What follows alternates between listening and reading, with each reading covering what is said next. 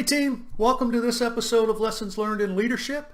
And before we get started, I just wanted to ask you to reach down, hit the subscribe button, leave us a like, leave us a comment about this episode or about what you'd like to see in the future. And don't forget to share the video. Until next episode, take care of yourself and stay safe. Team, welcome back to another episode of Ask Top, sponsored by MentorMilitary.com.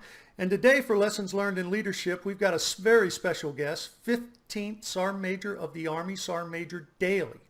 He's going to impart some words of wisdom for lessons learned in leadership, give us some tactics, techniques, procedures, and just share a lot of wisdom with us.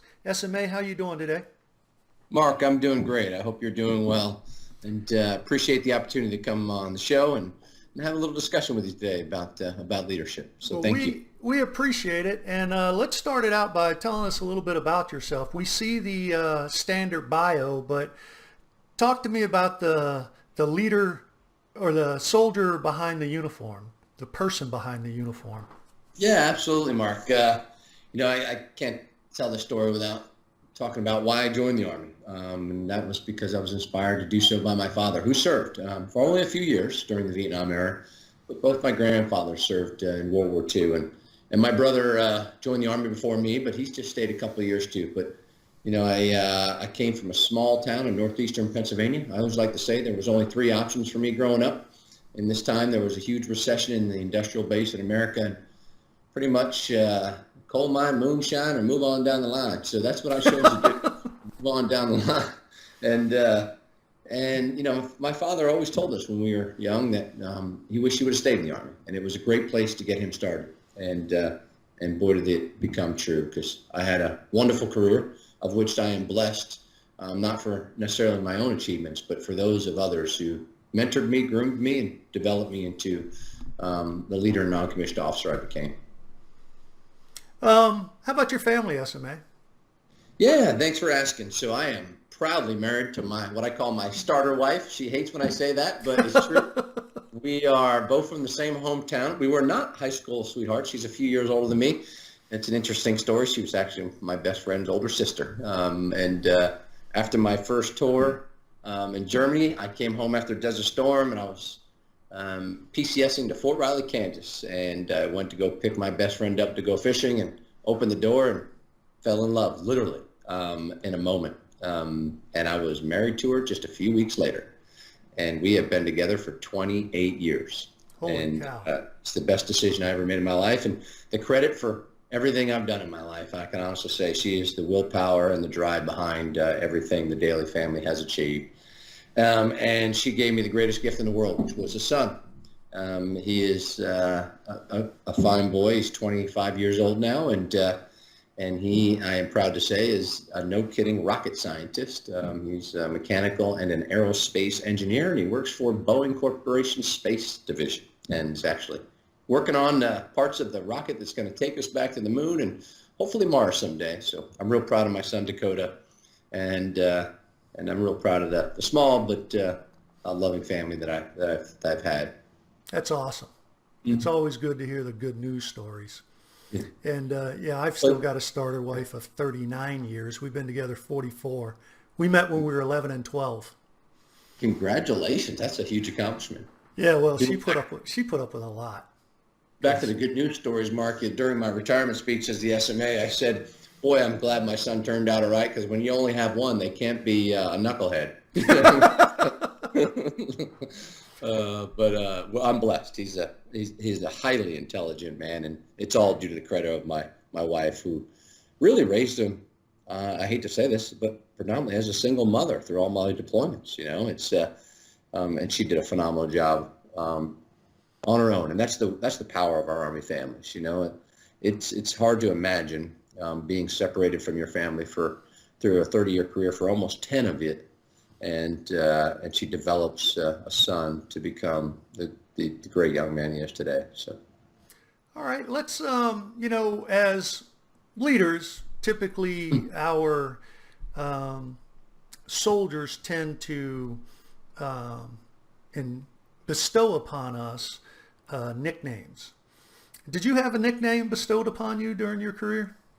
Oh my God. I think if I look at the internet, there's probably about 50 of them. I actually saw a meme that, not a meme, a videos that my nephew sent me, who's serving today. He's a young sergeant. Someone said, SMA Dailey, the myth, the legend, the GOAT. I'm not sure what that was, but in my office, when I was the 15th SMA, because the nature of that job is so diverse, complex, and ever-changing, and I mean ever-changing by the minute, they called me the squirrel.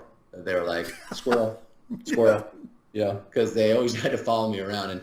And I had some great young men and women work for me. I mean, just phenomenal. All became successful beyond their tenure in the office of the SMA.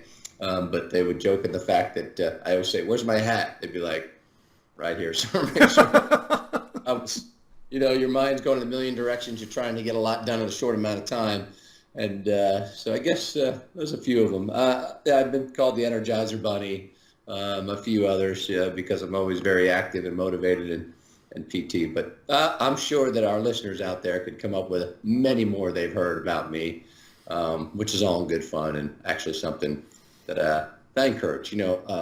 Good, non-offensive humor is okay. And you have to have that in life, right? And soldiers need to have that too. They have to laugh because there's a lot of times where they can understandably cry. Absolutely. Turn into something a little more serious. Yeah. What was your biggest failure as a leader, and what did you learn from it? I think early on as a leader, I was a very young leader, and I got promoted very fast. And I think initially it bothered me because I felt that there was a perception over me by others that I was incapable of doing my job. And initially it suppressed my ability to be really effective, right? And then I learned that, hey, I lacked experience. There's nothing I could do to make up for that. There's nothing I could do, right? That takes time. And experience is an important component of a leader, combined with knowledge, skills, and abilities. And your experience is what develops a really good leader. And I had to somehow make up for it. So what I did was, when you lack in one thing, you strengthen the others. So I worked tremendously hard to be technically proficient, know my job really well. When every chance I got to go to a military professional education course, each level of NCOES, I devoted my time. I didn't go there and goof off. I was in the book studying. And I wanted to make sure that, people could look at me and say, hey, this is a young guy, but they were never going to be able to say he does not deserve to be in that job because he knows what he's doing. So I'm not the brightest guy in the book. I was an average student, average height, average kid, graduating from school. But what I've learned is if you apply yourself and you apply it in the appropriate amount of time and energy, you can get good at things, right? So you just got to work harder at it. And that's what I did. I was committed to myself that, I might be a young leader, but I will not be outworked. And I think that was given to me by another young leader that was my mentor when I first started entering the roles of non-commissioned officership, and Staff Sergeant Davis. And he said, hey, listen, nobody's going to give you anything for free in life, but you will benefit from your achievements. And he was right.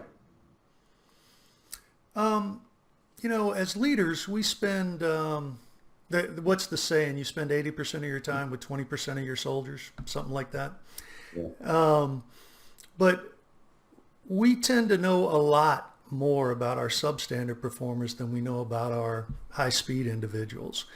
But when it comes to rehabilitating them, sometimes we don't take the right approach. So I was wondering, when it comes to substandard performers, what type of methodology did you employ to help them become positive contributors to the Army team?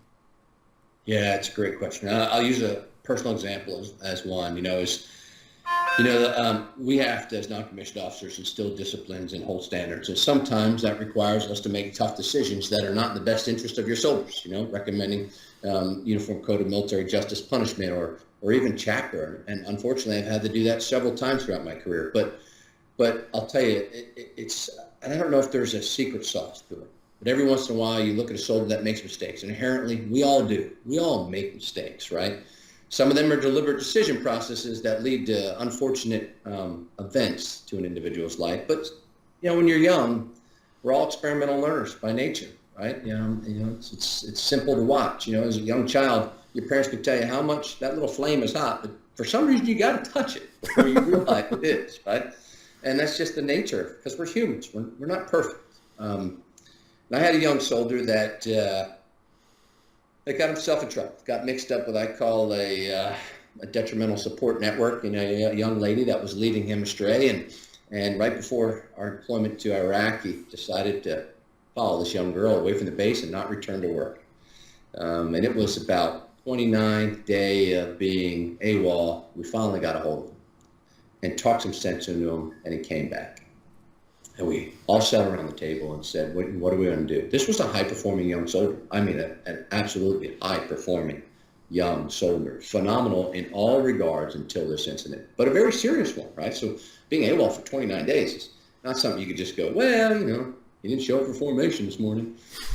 And we had to make a decision. And all those are risk decisions. And that's what we get paid to do as leaders, is we calculate risk, we mitigate it to the best we can, we apply the fundamentals of leadership that we've learned in order to achieve the outcome that we want.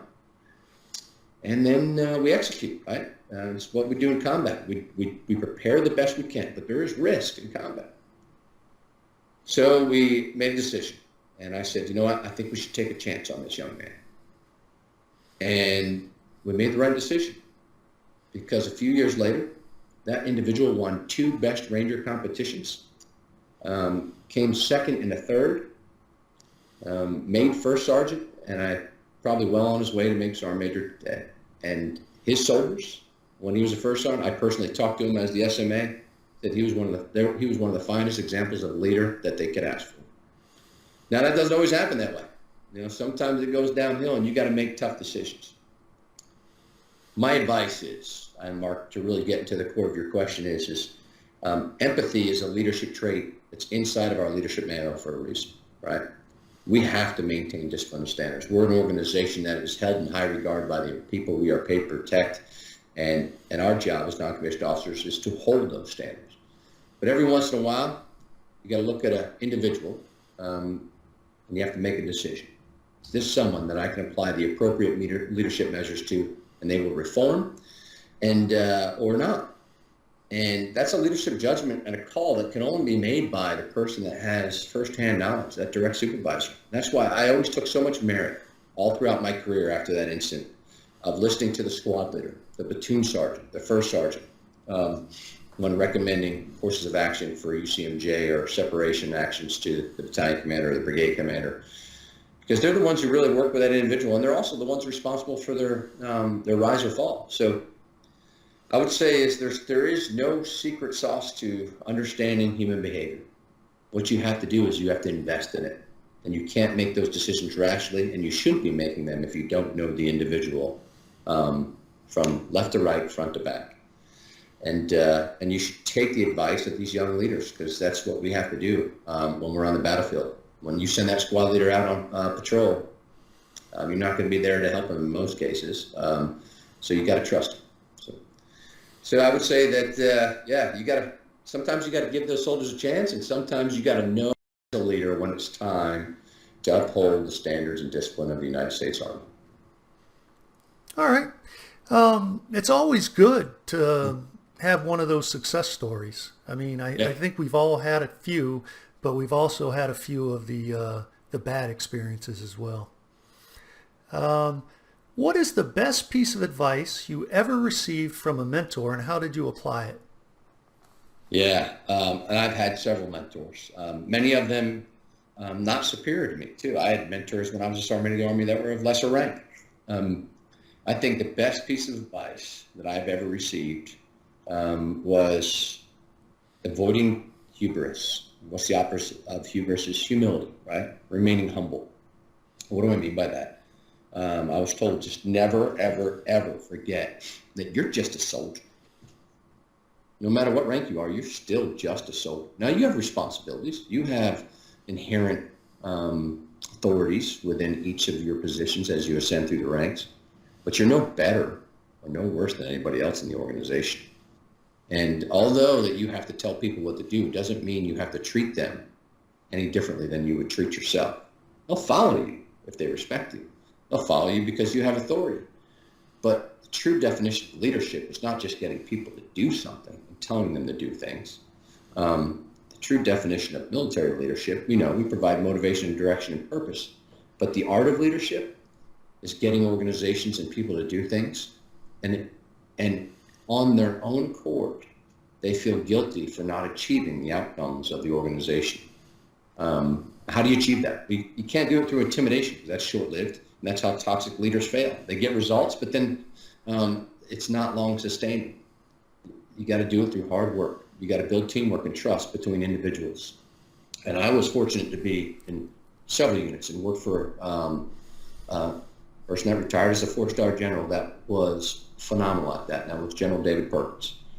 When I worked for him, even the slightest little, what I thought to be not achieving his full intent, I had incredible guilt, like I let him down. And he never yelled at me. He never said that that had to be that way. It's just the way he led. He gave you the ability to rise and fall, and he understood mistakes, and he awarded appropriately and gave guidance when necessary. So number one piece of guidance I have, and what has made every senior leader successful in my observation, all the way from being a private to the sergeant of the Army, is those leaders know when to apply humility. Well, you've said something there that kind of touched me, and that was anytime I had respect for a leader, the worst thing they could ever say to me was, "I'm disappointed in you." Yeah. I mean, that was just crushing to me. Yeah.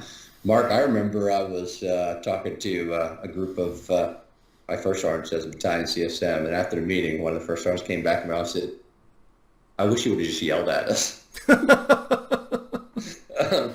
Because like you said, you let me down. You guys let me down. And sometimes that's tougher than getting a scolding. And that's what I think, there's a time to be direct. I don't think there's ever a time to yell. And I'm not saying I haven't yelled in my career. Of course I have. We all have. We all get emotional. That's natural. But there's a genuine understanding between human beings of whether or not you've helped the team or you failed the team, right? And when you yell and scream, I think more often you cause resentment than a positive forward direction. So, yeah. I was promoted very quickly, very young, especially as a E5, and I was a field artilleryman. And there was a struggle internal to me, whether I deserved it or not, but there was a bigger struggle. I was transitioning from specialist to sergeant, and I was a squad leader, basically. And it was one of the most challenging times I ever faced. What piece of advice would you share with soldiers that are transitioning from specialist to sergeant and being a new leader? Yeah, Mark, that's great question. And I remember literally vividly the day that I stood in formation at the end of the day, and I got pinned on the sergeant, and I woke up the next morning in the same company, in the same platoon, and now I was no longer one of the guys, right? I was a sergeant. And it is a significant change, especially for a young 18-year-old man that I was. And what I did is I quickly gravitated towards who I thought I wanted to be, right? And I think there's that person in any organization, or the organization to your left, your right? Because, like I said, this is about knowledge, skills, ability, and experience. And experience is an incredible thing when it's good experience, right? And we all know those individuals out there that are the shining example. And there's many of them too. And I'm glad to say that there's many more than there are the negative or the inverse. And it's okay to go ask those people, and look for guidance and emulate them, right? So some of the things I've done throughout my career, even when I was a sergeant of the Army, were great ideas I stole from somebody else, right? So, and made them my own. And sometimes they weren't exactly the same, but I put my spin on them.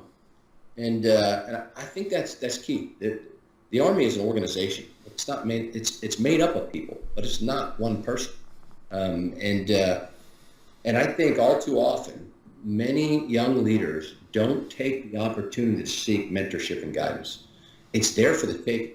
There's an entire encyclopedia of information to your left or right in most organizations. I guarantee you, as a young sergeant, if you knock on your first sergeant's door and say, first, sir, can I get some guidance from you? You'll get an earful. You will. And it'll be well received, right? So don't be afraid to ask questions. Don't be afraid to emulate those people you want to be, and don't ever forget to do the things or not do the things you said you would or would not do.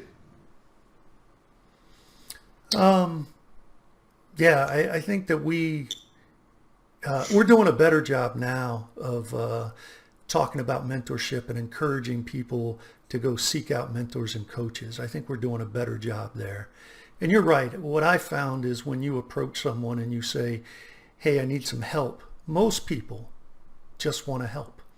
So what was the biggest lesson you learned as a leader? I probably have a whole Rolodex full of these things. One I thought very appropriate was, and this was taught to me again by a phenomenal leader. It's one of my top 10. I wrote it down the day he said it, and it's been a permanent fixture in my top 10 leadership tips. And that was, never forget to take the distinct honor to keep your mouth shut. There's a literal and a figurative meaning to this. So the literal is that, we've all been in a room where there's that guy or that gal that's got to constantly say something just to hear their vocal cords work. I mean, I don't know what it is, right? But and what I learned even more so as I went up and remembering this, right? I'll give you a perfect example. I'm sitting in the tank. The tank is the situation room in the Pentagon where the chairman, the Joint Chiefs of Staff, right, and the senior enlisted advisors are sometimes invited to make very critical decisions for all of the Department of Defense, right? So I'm sitting in there and listening to, at the time, the Secretary of Defense, the chiefs, and all too often they'll turn around and say, SMA, what do you think? And they are listening attentively because they truly want to know. They want to know, right? They want to know what the senior enlisted advisor, the person that's been trusted by the soldiers to represent them, that's served throughout all these ranks, is going to say. And you have an opportunity, and it's a very short one, to be able to be articulate and creative, right, and understanding. And sometimes, it's best just to sit back and listen. And I think that's really was great advice from this leader I got I think all too often leaders don't take the opportunity to be heard by their subordinates, right? So they always want to come out and just say, talk, give orders. Sometimes if you just listen and let them do things and say, well, how would you do it? These are human beings. We're all 99.9975 something alike. And they can be very creative in their ideas, their recommendations. And all too often, leaders don't allow subordinates to be able, the freedom to be able to express themselves, right? So I think it's a really good piece of advice: is never forget to take the distinct honor and just keep your mouth shut. In the situation, whether that be you just listening to a young soldier explain themselves, or remaining quiet when necessary when you're sitting in with some of the most strategic leaders this nation has to offer. I had a sergeant major once tell me, you have 2 ears and 1 mouth for a reason. Listen twice as much as you talk. So I don't know if that was a direct message to me or not, but so I was searching the internet as we start to wrap up, and I was like trying to put together some questions that would help benefit our soldiers. And one I thought of was, hey, go to the internet and find out what soldiers want to know from the Sergeant Major of the Army. And there was just this one question that kind of hit me. It was a little humorous. And it said, a young specialist would like to know how sharp your knife hand is. How sharp my knife hand is? Yeah. In literal terms, I'm not really a knife guy. I was, of course, I was an infantry soldier. I always had a little knife on me. Most of the time, it was only used to open the MRE pouch. But figuratively, I pride on the fact that there's a lot I don't know. I do, and I mean this. And I think it's part of the fact that I was taught to be humble and understanding and appreciative of the fact that there's something I can be taught in every aspect of life. I even do this in my personal life now. I'm not one that calls a repair guy for nothing in my home or my cars. I've never taken a car to a garage in my entire life. I figured out how to fix my cars. I figured out how to do my plumbing. I figured out how to do electrical and do it right. And I do the research. And so I guess the answer to this question in most simplistic terms is it's never sharp enough to make me overconfident. I feel like I'm always continuously going back to the stone and honing it. And maybe that's a little bit of fear of realizing, that I'm incapable of doing something. But I think a little bit of fear in everybody's life is okay because it's natural, and it tends to make you be more reserved in some cases, and think through complex problems versus, if you're overconfident and you're the first one to jump into a fight and start swinging, you're probably going to get yourself beat up by the little kid someday. It's going to happen, right? Even the biggest, strongest guys will, right? But, if you think through problems, figure out how to do things yourself, it is an amazing thing what humans can accomplish, even on their own. And if you put your mind to something, you can figure it out. And so this is my life quest now, to keep sharpening my knife. I've dived into everything from being a beekeeper since I retired. I started that while I was the Sergeant in the Army, to, I think, and this is a personal assessment, a very accomplished woodworker. So, and I've become very good at doing all kinds of things that I otherwise would have had to call somebody up for help. So I think I'm always sharpening my knife. I think I would be sharpening my knife until the day I die. And I'm okay. A beekeeper? What drove that? Interesting. So I was the Sergeant of the Army, sitting in the Sergeant of the Army's quarters on Fort Myer. It was very rare. I had about one day off a month, and I would try to preserve that and spend a little bit of time with my wife, and because it is literally a 7-day-a-week job, and rightly so, right? The soldiers deserve your time. So I was sitting down in the basement, which is really a rec area in the Sergeant of the Army's house on Fort Myer. And my wife was sleeping. It was early in the morning. It was like 6 o'clock. I grabbed my cup of coffee. I turn on YouTube, click it on, and it says, recommended for you, beekeeping. I'm like, wow. My wife, about 3 o'clock in the afternoon, walks downstairs. She said, you look tired this week, honey. So I figured I just left you alone down there for a few hours to kind of let your mind get away from all the problems and the issues and concerns and the good things too, right? But just unwind. And at 3 o'clock, I was still watching beekeeping. From like 6 in the morning. This is a true story. I just kept watching I couldn't get enough of it. I'd find another one. And my wife, who's halfway down the stairwell to the basement, she goes, what are you doing? I said, honey, I'm going to become a beekeeper. She said, what? And literally a few months later, I had beehives on Fort Myer, the very first ones that ever existed. I had a mentor that taught me how to do at least the initial stages of beekeeping.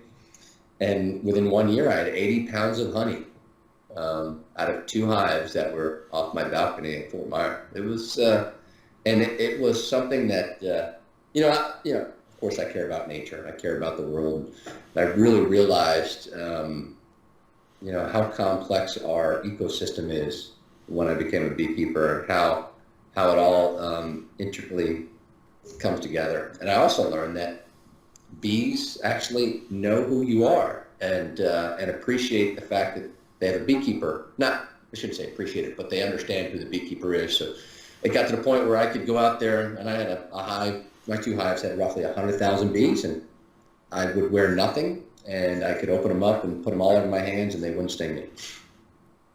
That's incredible. Wow. Okay. And I watched that on YouTube, and I thought, wow, how is that guy not getting stung? And I figured it out. It's they understand that you're not a threat to them, and it's a pretty amazing craft. I wouldn't recommend it for everybody, especially if you're allergic to bees. You don't want to be around that many bees because you are going to get stung, and I've been stung probably dozens of times, right? But I don't know. I just YouTube, man. Change your life forever, I guess. YouTube. Yeah. We finished up the 8 questions that really were the primary questions. I got one more that's really serious, that's on all leaders' minds, and including myself, I've had to face it and wondered what I could have done better. But what can we as leaders do to help reduce the likelihood of suicide and the ideations of suicide? I know we'll never have the perfect answer, but we're struggling with this today. Yeah, and I struggle with this as Sergeant of the Army. I'll tell you that Chief Staff of the Army and I put together a team of national experts to look at this. Not soldiers, not leaders in the military, but leading experts in psychology and depression and all these things. And I'll be honest with you, it is a tough thing for them. I mean, if there was a secret sauce to this, we'd all apply it, right? Because the loss of a soldier or anybody, the suicide is just, it's unnecessary and it's avoidable. That's what I know. I know it to be true. And so they didn't give us any silver bullets or crystal balls on how to fix this. But what they said, they know, time proven, and this is going to sound a little cliche, is you have to know the people, and the people closest to them have to understand the signs and symptoms, and intervention works. It works. It works, right? So only the person going through whatever they're going through truly understands why they would want to choose to do that, right? I can't understand that because I'm not thinking, and neither can you, Mark, unless you're them, right? But the people that are closest to them understand that they've changed and there's something wrong, there's something bothering. But in most cases, their issues, concerns, or temporary misfortunes can be corrected. And there's so much evidence that shows that intervention saves lives. And there's also evidence that shows that people who truly try to commit it and people intervene change their lives forever. And they're very successful in not falling victim to that state of depression or psychosis or things in the past, right? I mean, or other things associated. So I think it's important what the Sergeant of the Army is doing right now, the 15th SMA, and what I was talking about with not my squad, which was to get the bad stuff out of the squad, and he has transitioned it down to this is my squad. And it is so important for so many aspects of life to know and understand your people. That's why, Mark, I can't tell you how much I appreciate it you opened with, and I do the same thing for my podcast. Tell me a little bit about yourself. Where'd you grow up? And these conversations have to happen between people because inherently we all have unconscious bias. And it's not our fault necessarily because it's the way we were raised, the way we were taught, it's the way we grew up. It was our surrounding. It's what we became accustomed to. Now, when you act upon those unconscious bias, that's prejudice, right? That's the bad. But having an appreciation and understanding of why people do things and why they think that way and why they eat that way or why they dress that way or why they listen to that music gives another individual a better understanding of who they are and an appreciation for why they do those things. But knowing your soldiers, truly knowing them from, and I mean truly knowing them, knowing where they came from, how they grew up, having conversations with them, what I call, back in the back of the artillery piece or in the back of the Bradley, and just listening to them, tell the stories about how they grew up. It gives a leader such an appreciation for that individual. And you'll know when they're having a bad day. And you'll know whether you need to just, give them a little pick them up or whether you need to take them on a 10-mile run or whether you need to hold them. Because sometimes I've held my kids, in combat. When we lose a soldier, sometimes you got to just grab the soldier and hold them. And that's the life of being a leader in the United States military. And I think that leadership engaged like that, it's not the crystal ball for suicide. It's not the silver bullet, right? But it'll help. That parallels with something Sergeant Major shared with me, getting to know the person behind the soldier. Mm-hmm. And when I thought about that, when we see a soldier, typically we see the uniforms, the badges, the tabs, their high speed, and we don't really think about who is that person behind the uniform. Mm-hmm. And there's been several cases where we've seen high-speed people commit suicide. And leaders go back and they're like, well, really, I didn't know anything about the guy personally. So I think you're absolutely right. We've got to know those people closely. Absolutely. And go ahead. I'm sorry. Yeah, nothing is worth the life of an individual, and that's the amount of work you have to put in, and that's the way you have to approach it. It's that critical, it's that serious, and we can't accomplish a mission in the Army without soldiers. So they're our most important asset. As we get ready to wrap up, is there anything you'd like to share with the audience? Mark, I'd just like to say thank you for the opportunity, and I'd tell everybody out there, especially our service members who are currently serving today and those who are deployed, we appreciate you. We thank you for your service. I used to tell soldiers all the time, not everybody in America could be in the military, and that's okay. Not everybody in America wants to be in the military, and that's okay too. And people have different opinions about service in the military, and you know what? It's their right, and we fight to preserve that. But you chose to serve, so thank you. Thanks, SMA. I really appreciate the time. It was an honor. And if there's anything that I can ever do to help or assist you guys in your mission, please reach out. And I know the audience is going to benefit from everything you've shared with us today. Well, I appreciate it, Mark, and thanks for the opportunity. And we always welcome a time to come back, and we look forward to working with you in the future, Mark. Outstanding. Have a great day, SMA. You too, Army Strong.